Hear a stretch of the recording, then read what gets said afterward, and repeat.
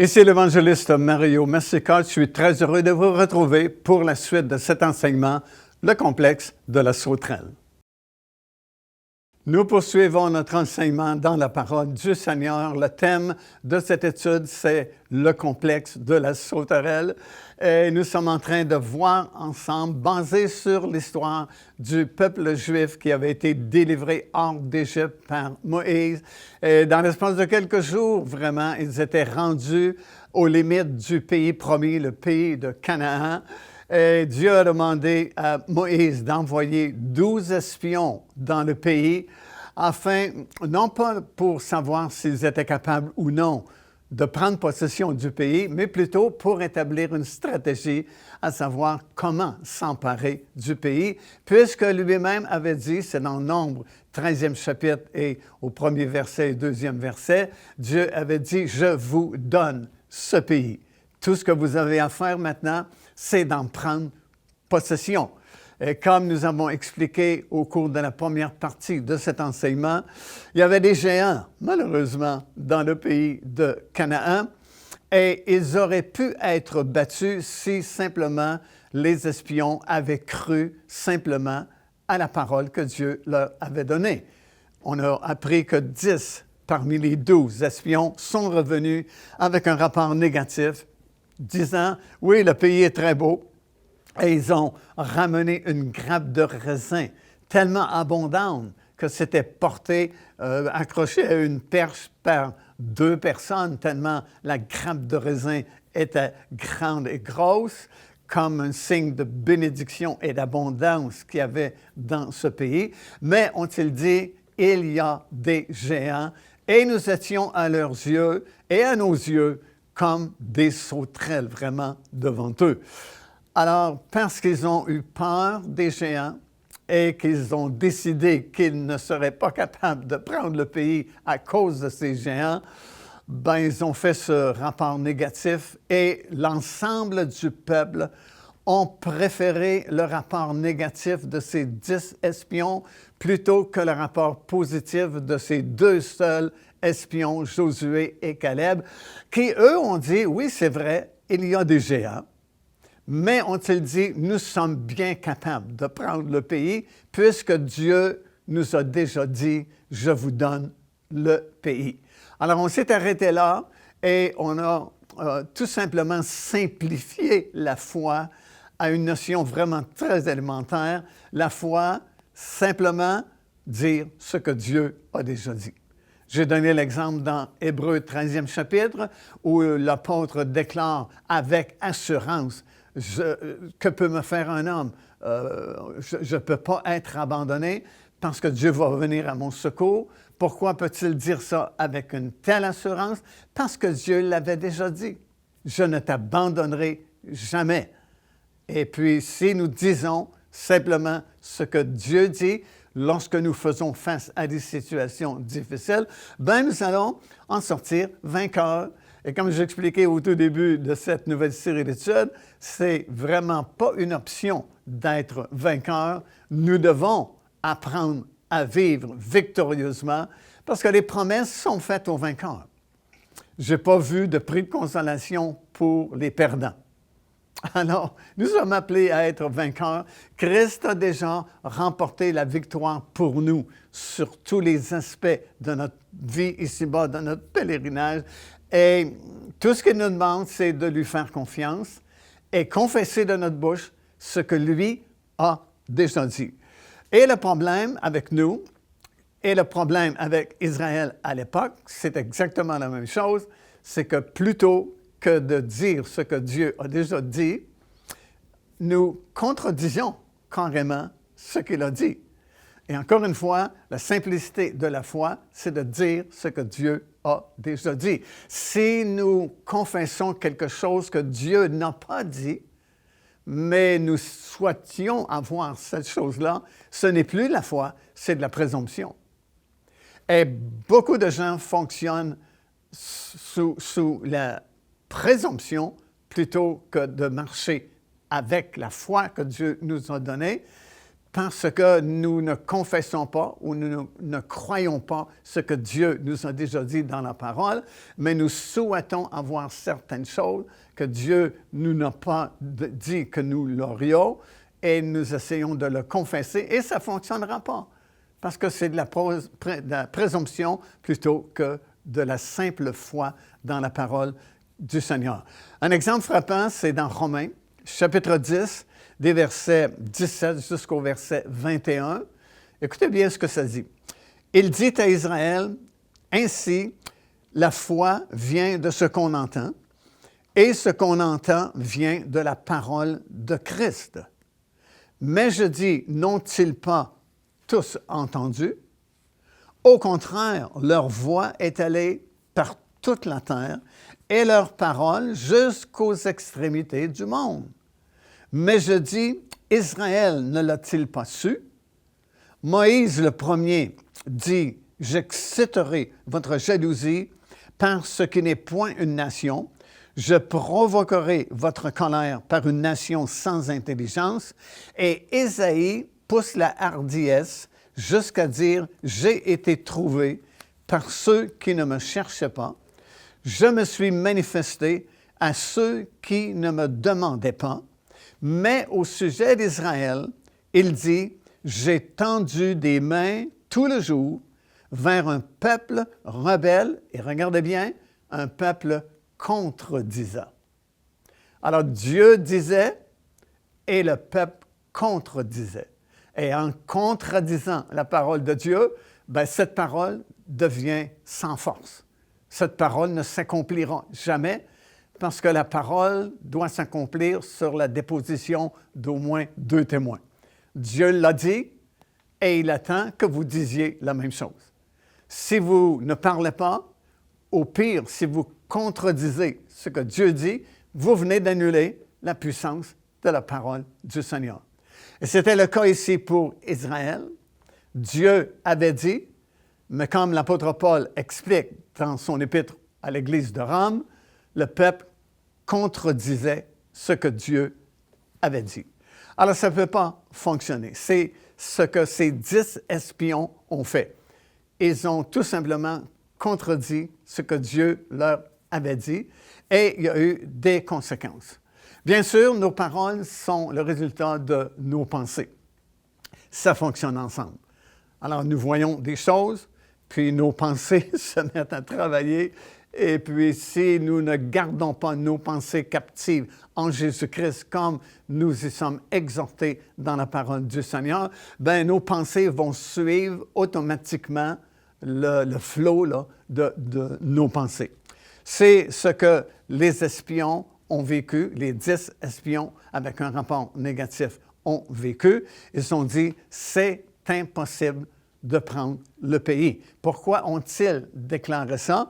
Parce qu'ils avaient vu les géants et ils ont pensé, lorsqu'ils ont vu la grandeur, la hauteur de ces personnages, ils ont pensé que ce n'était pas possible de les vaincre.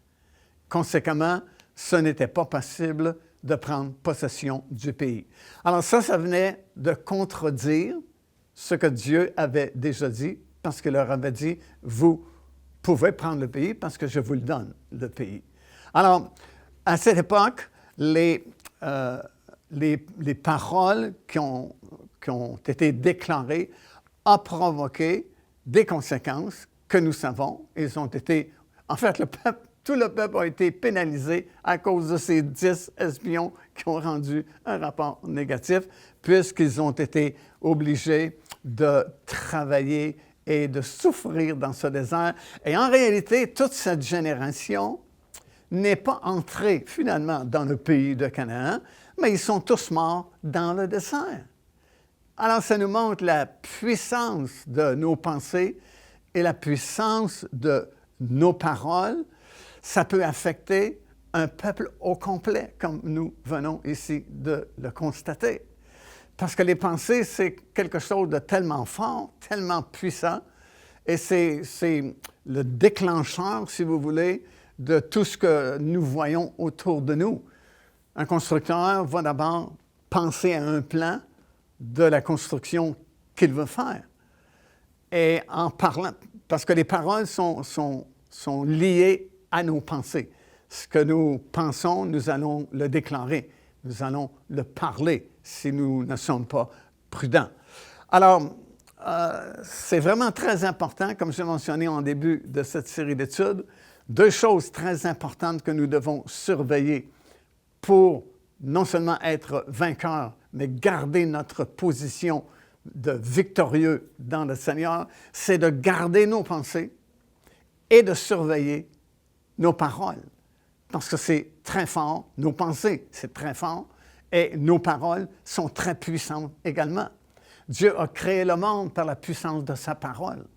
Alors, ce que nous déclarons, comme Jacques va nous expliquer dans son épître, juste un petit feu peut embraser toute une forêt au complet. Et la Bible dit dans cet épître de Jacques que notre langue est comme un feu dévorant également dans notre bouche. On peut déclarer les choses et enflammer le cours de la vie d'une autre personne. Donc, nos pensées sont à surveiller. Et la Bible nous donne plusieurs versets, plusieurs conseils, comment garder nos pensées captives en Jésus-Christ.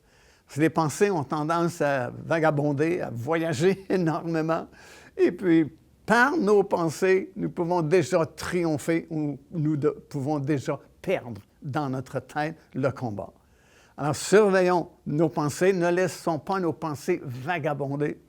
Et dès qu'on s'aperçoit que nos pensées sont en train de ruminer des choses négatives, et habituellement, quand on laisse nos pensées vagabonder dans ces choses-là, ben c'est de pire en pire. On imagine toujours le pire, parce que fondamentalement, à cause de la chute de nos premiers parents, nous sommes plus négatifs que positifs.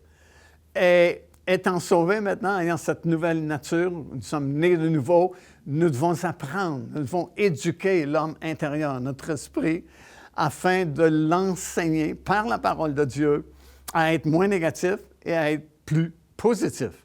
Puis si nous laissons nos pensées vagabonder dans le négativisme, ben nous sommes faits.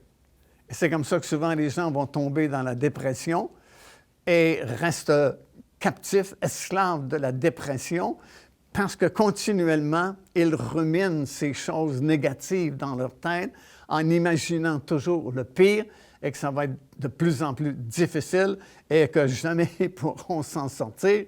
Alors, si vous laissez ces pensées-là vagabonder dans votre système de pensée, nécessairement, obligatoirement, les paroles vont suivre. Les paroles seront des paroles négatives qui vont vous lier encore davantage dans le négativisme et c'est très difficile de penser négativement et de parler des choses négatives et en même temps être vainqueur et être joyeux et être plus que vainqueur. Alors, c'est des choix que nous devons faire.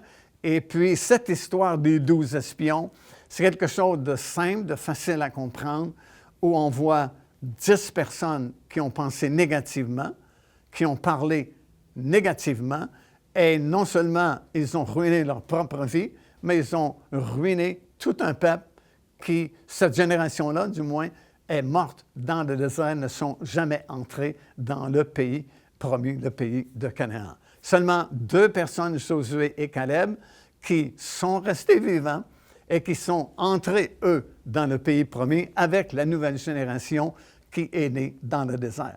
Alors, c'est vraiment très important. Surveillons nos pensées, surveillons également nos paroles. Procurez-vous cet enseignement disponible dès maintenant sur notre site Web. En visitant notre boutique, vous pourrez commander ou même télécharger les enseignements. Vous trouverez aussi plusieurs autres produits contenant des centaines de sujets pour votre édification.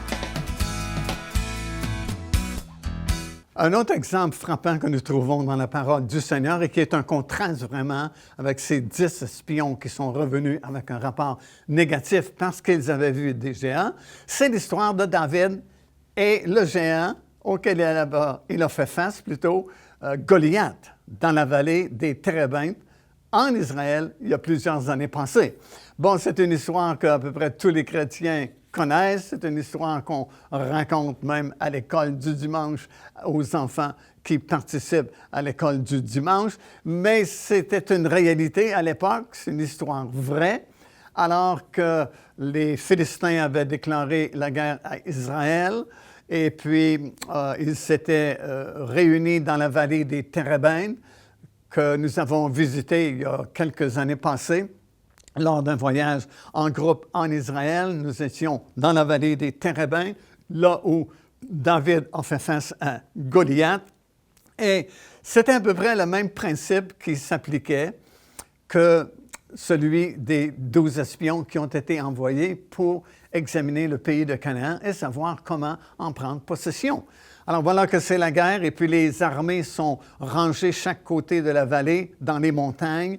Et puis il y a cet homme, un géant, encore un autre géant, du nom de Goliath, qui descend dans la vallée, fait face à l'armée d'Israël et lance un défi à l'armée disant « Donnez-moi un homme qui vient se battre avec moi. Si les vainqueurs, nous vous serons assujettis, et si c'est moi qui est le vainqueur, c'est vous qui nous serez assujettis. » Et plutôt que de répondre à l'insulte que Goliath fait à l'armée de Dieu, ils sont figés là, dans la montagne. L'armée au complet est paralysée. Le roi lui-même, c'était Saül à l'époque, ne peut pas bouger. Ils sont bloqués sur place dans la montagne. Et tous les matins, tous les jours, le géant répète ses insultes envers l'armée d'Israël, qui ne bouge pas, qui est totalement figée. Alors, le papa va envoyer David pour apporter des vivres à ses frères qui supposément sont en train de se battre sur le champ de bataille. Et il s'aperçoit qu'il n'y a aucun mouvement, il n'y a aucun combat. Et il s'informe qu'est-ce qui se passe et on lui explique la situation. Et David lui-même va voir ce géant se présenter encore une fois. Et il est vraiment surpris que personne, ni les armées, ni l'armée plutôt, et ni le roi lui-même, Saül, ne fait absolument rien pour contrer ce géant. Alors il offre lui-même d'y aller. On a essayé de le dissuader parce que ce n'était qu'un jeune garçon à l'époque, David. Et finalement, on lui a dit, si tu y vas, parce qu'il insistait vraiment, on a essayé de lui mettre l'armure de Saül sur lui, mais c'était trop lourd et il n'était pas habitué à ça. Ce n'était pas un homme de guerre comme nous le savons. Et puis, il a décidé plutôt d'y aller avec le seul équipement qu'il avait, une gibecière, et il a pris 5 pierres dans le torrent d'eau qui passait dans la vallée, et il s'est présenté à Goliath, devant Goliath. C'est sûr que c'est un géant. Alors, il est d'une très haute taille, et c'est sûr que David est tout petit face au géant. Un peu la même situation que les 12 espions ont vécu. Comme on a appris, la plupart ont dit c'est impossible parce que c'est un géant trop grand, trop fort pour nous. David aurait pu dire la même chose. J'oublie ça parce que nous ne sommes pas de taille. Et lui, c'est un homme de guerre en plus. Il est armé. Et moi, tout ce que j'ai, c'est une gibecière, une fronde et quelques pierres que j'ai prises dans le torrent. Mais lorsqu'il a vu le géant, parce qu'il a bien vu Goliath, il a bien vu sa grandeur, sa hauteur, sa force, son expérience à la guerre, mais il a vu au-delà de ce que ses yeux physiques pouvaient voir. Il a vu Dieu lui-même qui devait lui donner la victoire parce que c'était vraiment pas possible qu'un Goliath comme ça insulte l'armée du grand Dieu, du puissant Dieu d'Israël, sans que personne ne fasse rien. Alors Dieu va me soutenir parce que Dieu est fidèle et il ne laissera pas un ennemi battre toute une armée qui est là dans la montagne. Alors il a vu Dieu au-delà du géant. Il a pris, comme nous lisons dans 1 Samuel chapitre 17, 5 pierres dans le torrent. Il a pris 5 probablement parce qu'il savait que Goliath avait des frères.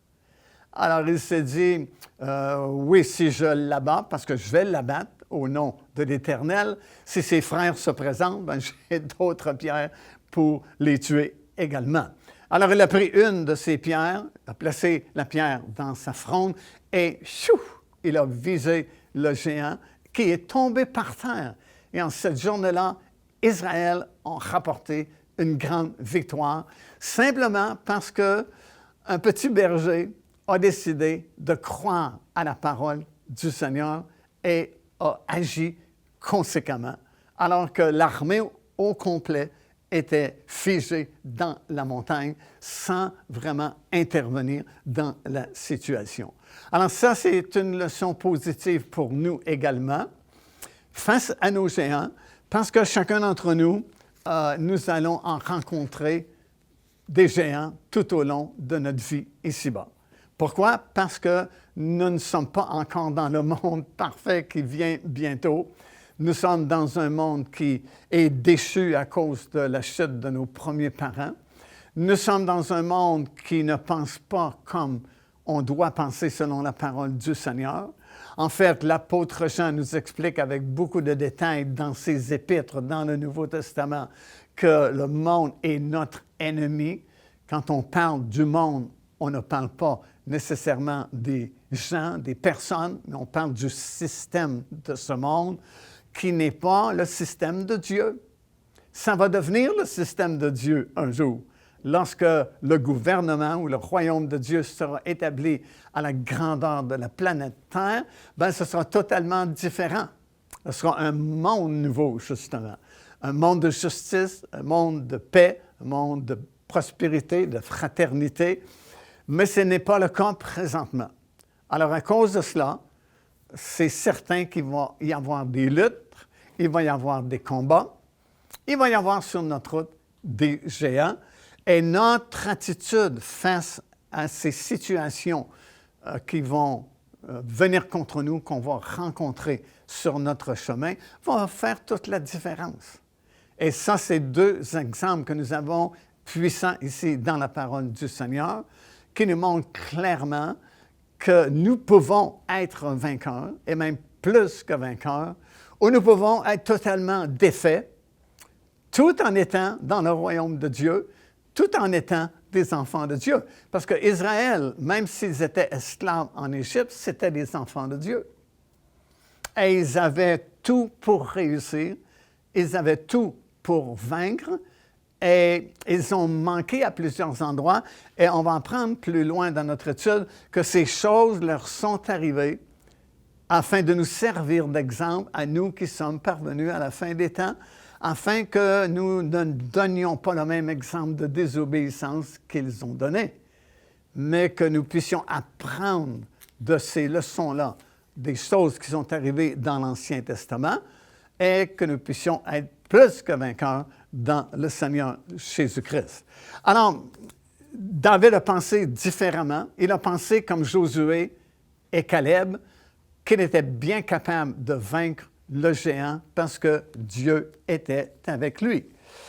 Alors maintenant que nous sommes, nous, transportés dans le royaume de Dieu, parce qu'en acceptant le Seigneur Jésus-Christ, vous savez qu'il y a plusieurs miracles qui se sont produits en nous. Le premier grand miracle, bien sûr, c'est le miracle de la nouvelle naissance, mais immédiatement, en naissant de nouveau, nous sommes délivrés du royaume des ténèbres et nous avons été transportés dans le royaume de Dieu, comme nous le lisons dans l'épître de Paul aux Colossiens. Maintenant que nous sommes dans un gouvernement différent d'autrefois, nous sommes dans le gouvernement de Dieu ou le royaume de Dieu, nous devons apprendre à fonctionner selon les principes de ce nouveau gouvernement dans lequel nous sommes. Nous devons apprendre à changer notre façon de parler, changer notre façon de penser également pour pouvoir jouir de tous les privilèges qui nous sont accordés du fait que nous sommes des citoyens du gouvernement de Dieu ou du royaume de Dieu.